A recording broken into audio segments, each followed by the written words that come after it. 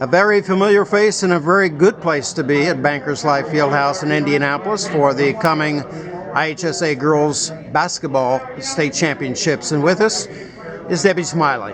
And Debbie is an old friend of ours from her days at Rushville High School, on to Franklin College, Greenwood, as well as now at Brownsburg. It's been quite a trail that you have blazed, Debbie. Well, I think, Rushville is probably the whole reason. I mean, we just had a, rich tradition of basketball in Rushville, and, always had a lot of community support. And, head coach Cinda Brown played a big role from the time we were young. We had successful teams to watch growing up. And it's just, when you have a tradition like we did in Rushville, it's in your blood, so to speak. So I think that kind of paved the way for my interest. I had 3 older brothers that all played basketball as well, so that certainly helped.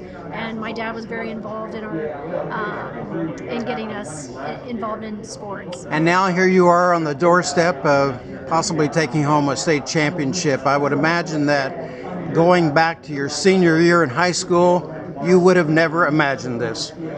I never even thought I would be a coach when I was in high school, and I really never thought much past the moment. I knew I always wanted to play basketball, so I played all throughout high school and college, and that was a huge part of my life.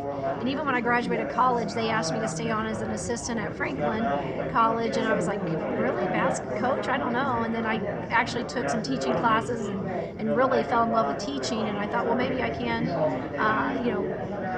stick around and coach basketball. And obviously it became my passion, and along with teaching, I really enjoy it. So there's so many influences along the way for your success, but let's talk about Franklin College for a moment in terms of your time there. Anyone in particular? Well, my head coach for my first 3 years was Jean White. My senior year was Lisa Mahan. So obviously, growing up, my dad was a big history of basketball. We, had to appreciate the game. And so I knew all about the Milan 54 team, and, amongst, millions of other facts about Indiana high school basketball. So having gone to Franklin, we got to talk to Coach White a lot about, just his path to where he had gotten. And he's just a different style of coaching.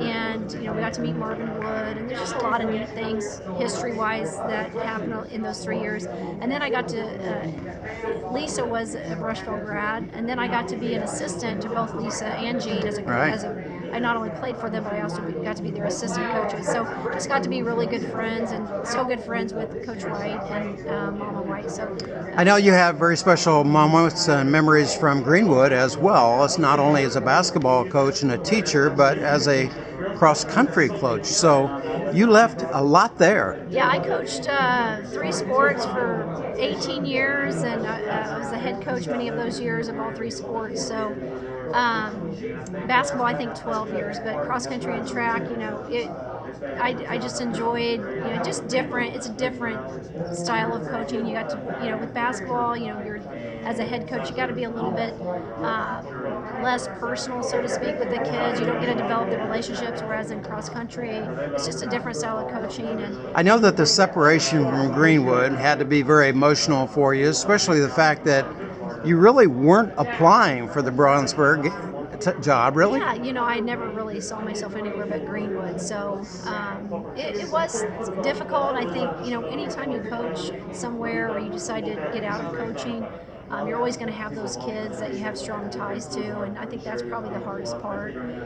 So when I told the kids, I told the boys and girls, I was the head coach of boys and girls cross country at the time, and I was an assistant at track, so I didn't worry about that, but the head girls basketball coach, so I called them all in together and said, hey, and it's just kind of crazy who took it hard and who was just more like in shock and trying to process it. So you just developed, like I said, different relationships with different programs and kids, and it was tough to leave Greenwood, just for a multitude of reasons. And now you're here on the biggest stage in Indiana high school basketball, and you're chasing history here, so how's it feeling?